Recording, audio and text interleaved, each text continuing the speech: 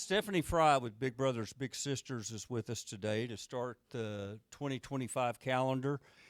She's a 19-year resident of Stillwater from Minnesota.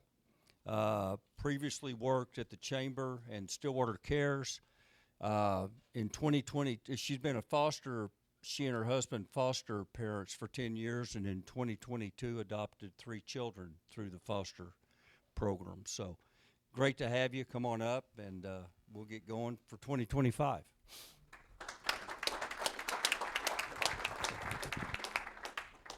Wow, thank you for having me. Can you hear me? Is it working? Okay, good. Thank you. And, oh. Yeah, it timed out. So now all you know how to get into my computer. I've got some notes with me, but first of all, I wanted to say thank you for inviting me, Chris, and so much. I love what Rotary does. I love what you all are all about in service to the community, service to really internationally. I know it's a calling to be a Rotarian, and you all do a great job of it. This is National Mentoring Month, and so this is a great time for me to be able to share with you a little bit more about Big Brothers Big Sisters and what we do. Before, I'm not going to be as great at trivia as, but I'm going to go ahead and ask you a couple things before we start. Number one, how many of you have been involved with Big Brothers Big Sisters as a volunteer in the last 30 years? Volunteer board member, volunteer big.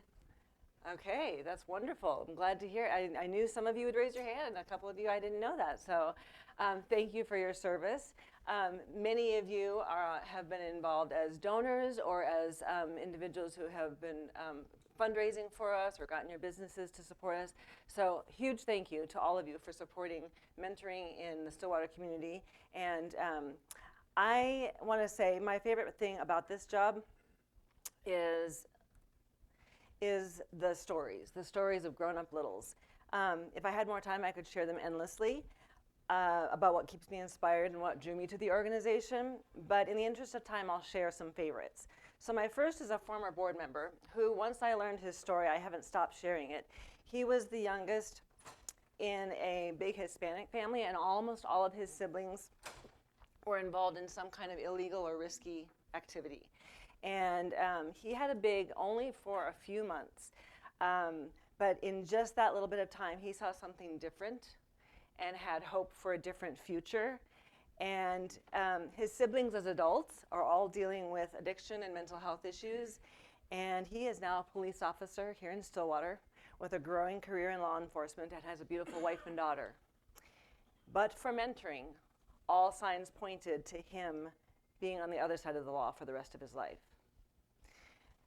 I also remember the woman who shared with me a couple years ago that her big sister was the first person that really seemed to care about her. She looked up to the woman that she was professionally and personally, and although she doesn't remember her name, she remembers the smell of her perfume. At her lowest, that is the impression that stayed with her into adulthood. She wanted to emulate that woman, and she did. The one I will end with is this little boy, Hunter, who came to me 11 years ago, right after I started this job. I was visiting with his mom, and he suddenly stopped next to me, looked up with his big blue eyes and his blonde towhead, and he said, "Do you have a big brother for me?" And I looked at his mom, and I looked at him, and she nodded and said, "Yeah, I'm going through a nasty divorce, and Hunter has been on the waiting list for about 6 months, and he asks me about every week when he's going to get his big brother." I tell you what, from that moment on, of course my heart melted listening to him. From that moment on, I said, "Not yet, buddy, but we're looking," and I was recruiting like crazy specifically for that boy. So let's talk about Big Brothers Big Sisters and how we do mentoring. First of all, our focus is one-to-one mentoring. So there are lots of great organizations, lots of great coaches, lots of great mentoring concepts throughout the country, throughout our nation. But Big Brothers Big Sisters is very, very specifically one-to-one mentoring, and we see specific life changes as a result of that one-to-one mentoring. So Ernest Coulter was a court reporter and philanthropist who started recruiting volunteers to be Big Brothers in 1904. He saw that there was that young juveniles were repeat offenders coming through the courts over and over again, and he believed that there was, with the right support, they could be helped. And so he started recruiting men to mentor these juveniles. And about the same time, the Ladies of Charity were doing the same thing with young women. And so over time, they met, they began working together, and Big Brothers Big Sisters was formed. And now we operate really all over the world. Big Brothers Big Sisters has 5 offices across the state. Big Brothers Big Sisters of Oklahoma is what we're a part of. We merged many years ago, and we have 5 offices across the state. Ours is the best, of course, but across the state, we've been able to serve 1,200 children in 2024, and Stillwater carries that a portion of those numbers as well as we can with the support of this community and with the great support of OSU students. They are a lot of our bigs. So I wanted to kind of help you see that we function and grow with the resources that are at our disposal. We are always in need of volunteers, we're always in need of donors, and we're always in need of partnerships. And the program what I'm very excited to say is that we recently, as in June 2024, received an award, a Large Agency of the Year award for Big Brothers Big Sisters of Oklahoma, of which I mentioned we are an affiliate, for growing quality of matches, for growing our fundraising strategies, and growing the number of children served. And we've done that in multiple different ways.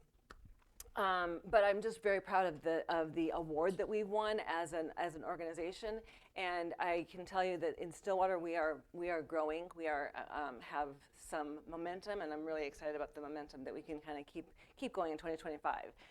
We've served more children this year. I kind of jumped ahead of myself on the fundraising. I'll get to that in a second, but we served more children this year than we have in the last 10 years, and that makes me very proud because I know that the children. And we'll talk more about that in a moment, but the children are there and we just need to get them connected to the volunteers, and that is supported by the donors and by partners that come along and say, hey, I'd like to help you would like to help me get the word out, and so thank you for this partnership. So a little bit about our fundraising strategies. Bowl for Kids' Sake, you've probably heard about for years. It's across the nation. It is a nationally branded fundraising event, and it stood the test of time through lots of evolutions and revolutions. And but what it is, just briefly, so that you know when someone asks you about Big Brothers Big Sisters, it's peer-to-peer fundraising. And whether it's really the nice piece of this is it's whether you can give $10, $100, or $1,000. It's a way for every single person in the community to get involved in supporting Big Brothers Big Sisters. And secondly, and really equally valuable, is it's a way for us to raise awareness about our mission and our need for bigs and how we're serving the community with mentoring.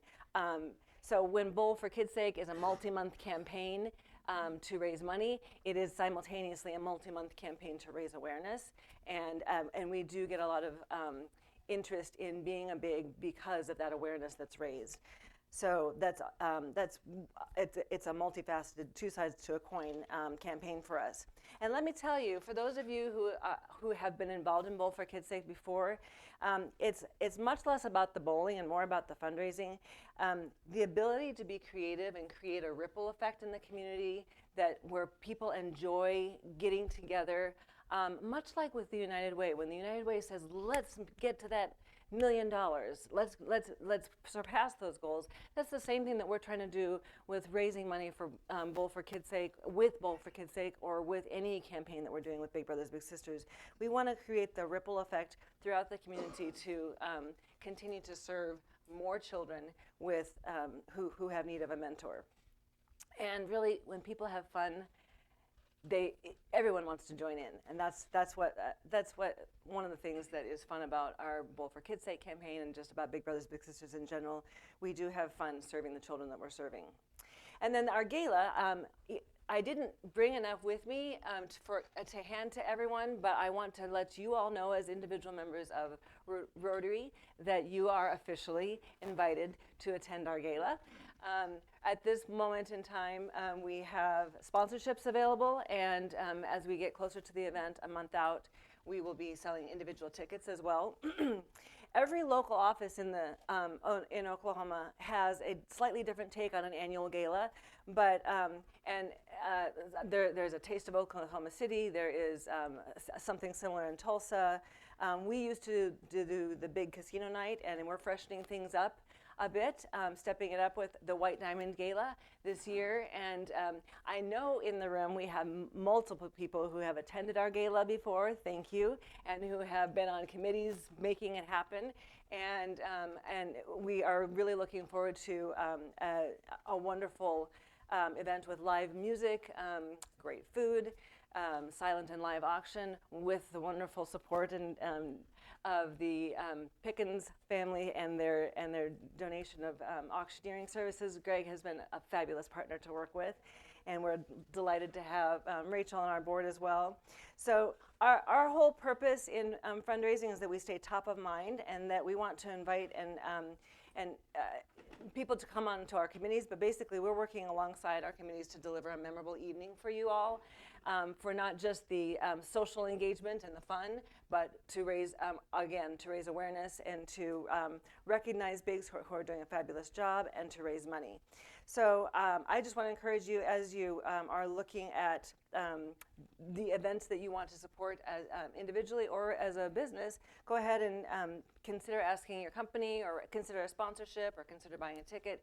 And there is more information there on the table with the cards I passed out to share. So other ways before I go, other ways you can partner, I'll go into just the status of the need in Oklahoma. As you know from hearing me before, or just from our statistics in Oklahoma, the numbers are pretty staggering as far as the children who are in need of mentoring, the children who are dealing with parental incarceration. About 30% of the kids that we serve have a parent who's incarcerated and are living with a guardian.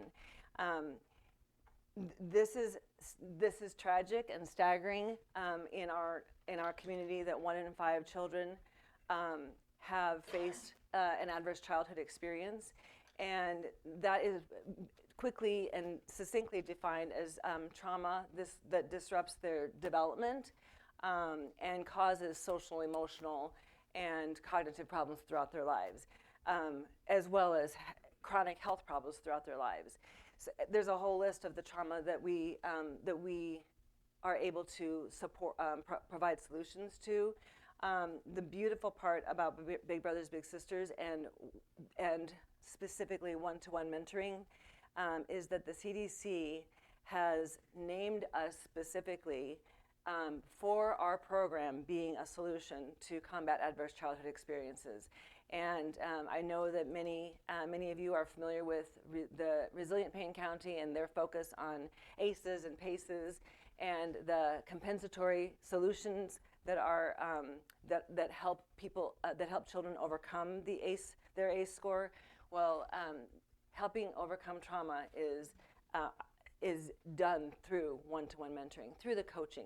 I mean, our coaches know what that's like. They do it every day. Teachers know what that's like. They do it every day, and they tell me this is something that we need for our students. So we match volunteer bigs with the children who need help with the self-esteem, decision-making, or or social skills. And we monitor, we not only make are very careful in how we make a match, but we monitor the matches as we monitor and facilitate, basically, to make sure that there's comfort level and everything is going well, and safety continues safety continues, and that if there is any social or emotional or any other challenges that come up, we are part of providing solutions to that. This is kind of just a general quick overview of what it takes to fund a match for a year, to start and fund a match, with the operating costs, the support that we provide to the match, the enrollment process, and then of course marketing and community engagement, most of which we do word of mouth, free, with no cost, low cost advertising like this.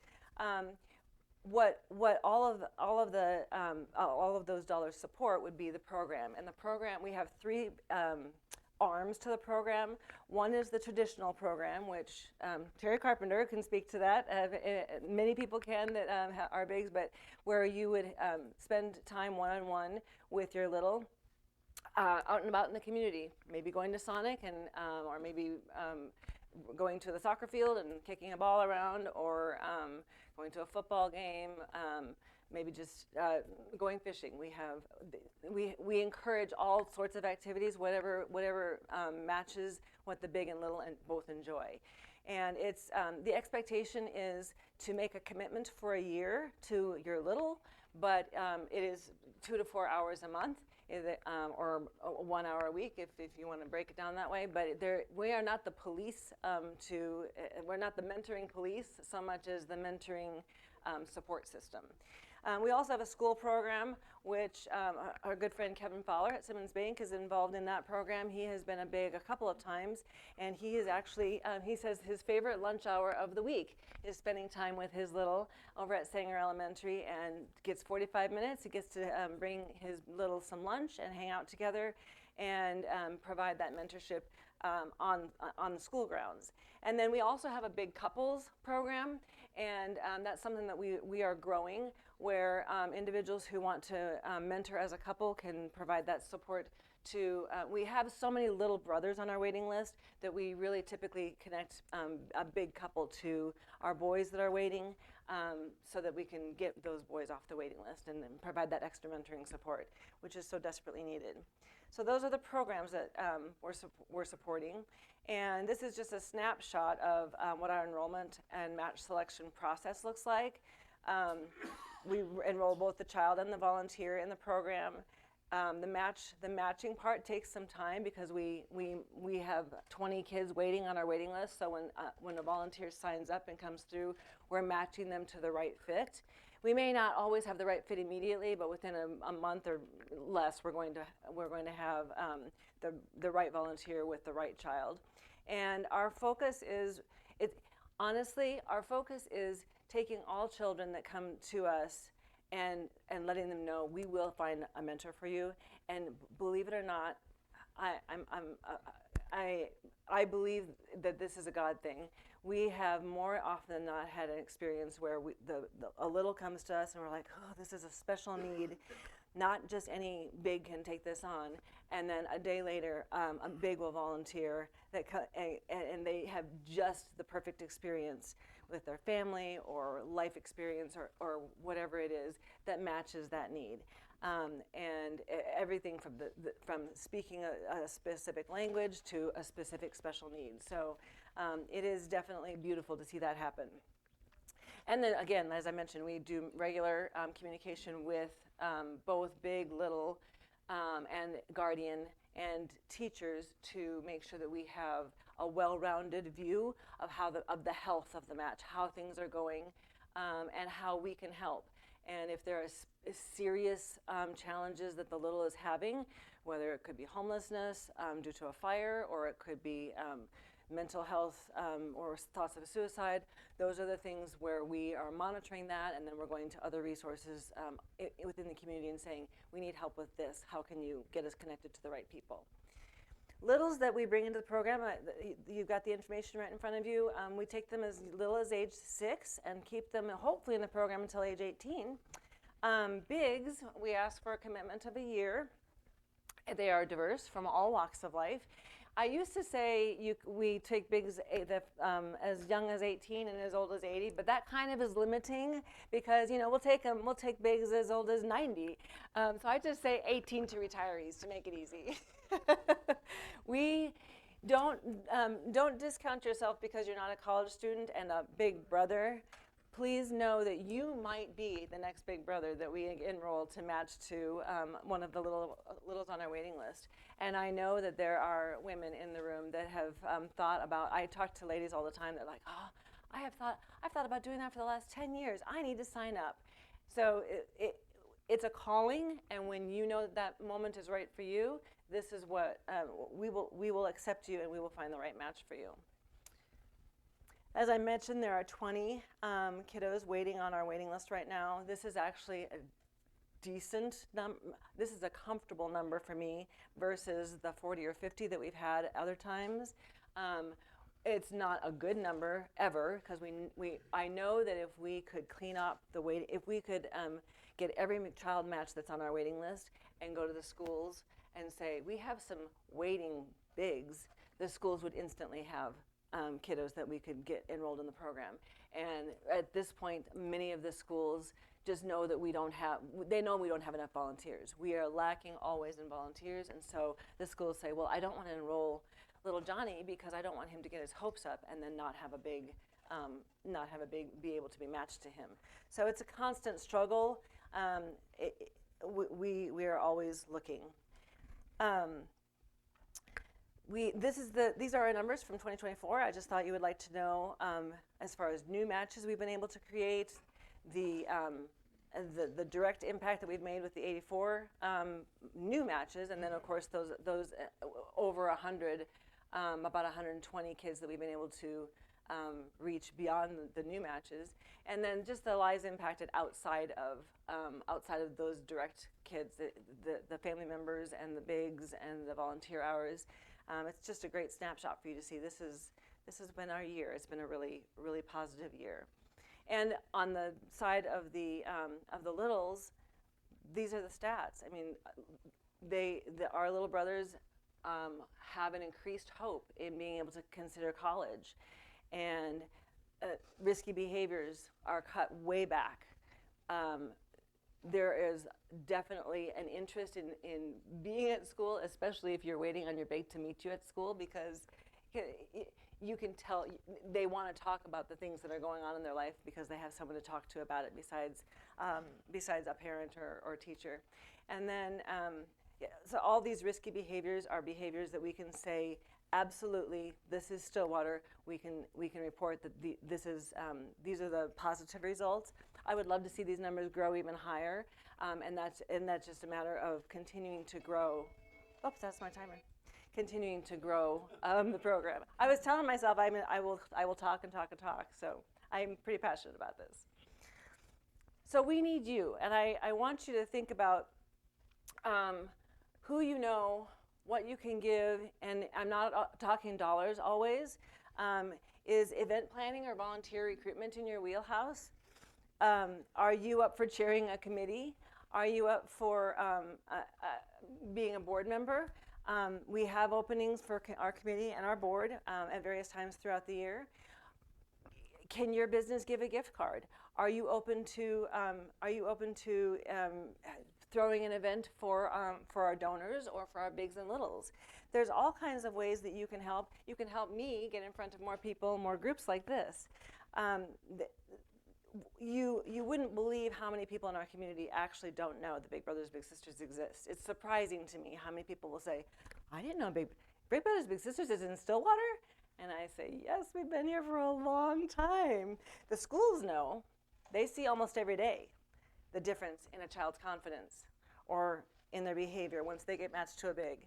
When someone shows up for you, just for you, and you're 6 or 10 or 13, it makes a significant difference. That child feels cared for, and we need more groups to hear that story. So, and speaking of stories, go on our social media and share things. That also helps us. It's a small thing, but it helps us. So, you notice the picture there. We did find a hunter we did find Hunter a big brother. His name was Brock, and they were matched for 2 years before Brock graduated from college. And today, Hunter, who is a senior in high school, is talking to his mom about being a big brother because of the difference that Brock made in his life. So I want you to just think about what way you want to be involved in Big Brothers Big Sisters, in the community. What difference can you make? What steps will you take to help? Is it you being a big, or do you know someone that can be a big? All ages, all walks of life, we are looking for volunteers to help us get kids off our waiting list, to help make a difference in their lives.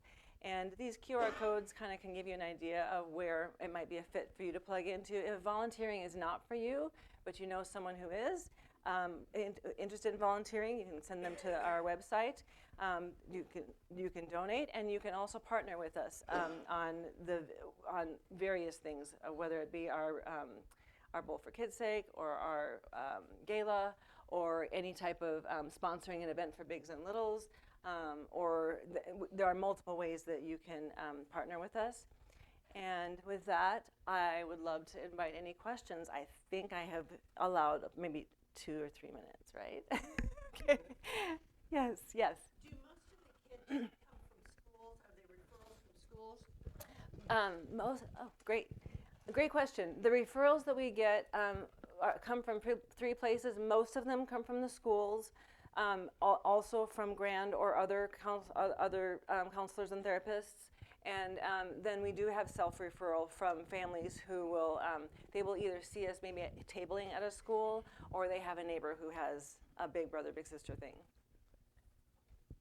Yeah, great question. Yes. Oh, microphone's coming. What are the ages for children? The For youngest littles? are 6. The youngest that we can take is 6 because they can answer safety questions at that age. That we just continue. They can answer a lot of questions about what they're interested in a big, and then we take them as old as 15 if they're still interested in being matched at 15. Sometimes teenagers, teachers, and parents want them to be matched, but they aren't interested. So 15 is kind of our cutoff. Yes. The question is in two parts. First, what's your annual budget? Second, what sort of training for the bigs do you provide, if any?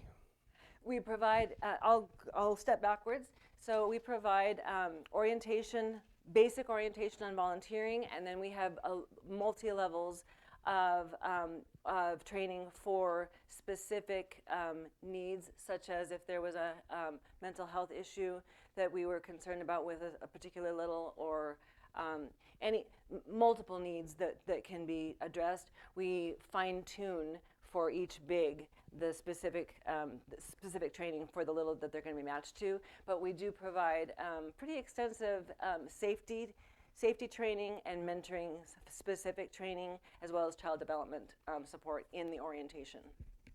And then as far as our budget actually sits about $160 for the year, but that is, we actually have not covered our footprint in Stillwater for many years.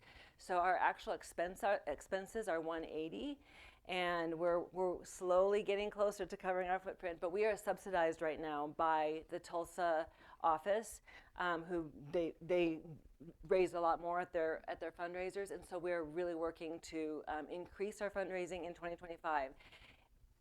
3 years ago, when I came back to the agency, we were $60,000 in the red and not covering our footprint, and now we are $20,000 in the red. I'm very, very proud of that we've really worked hard to get closer and closer to that, covering our footprint completely and not having to be subsidized by someone outside of Stillwater. Great question. Anyone else? Yes, Terry. What percentage now is mentoring in schools, relationships versus community? Great question. Because as I've been here, as I was here 11 years ago, we were about 70% school-based then and 30% community-based, and we are actually more like 40% school-based and 60% community-based right now. So it's I'm happy to report that because we have many more community-based traditional matches where bigs and littles are able to get out and about in the community. And what we do is we use our school-based program kind of as a gateway to get kids and volunteers connected, and then we allow, once that connection is made, we encourage them to become a community-based match so that they can spend more time together. So yeah, great question. Anyone else? You guys have been awesome. Thank you for letting me come during National Mentoring Month.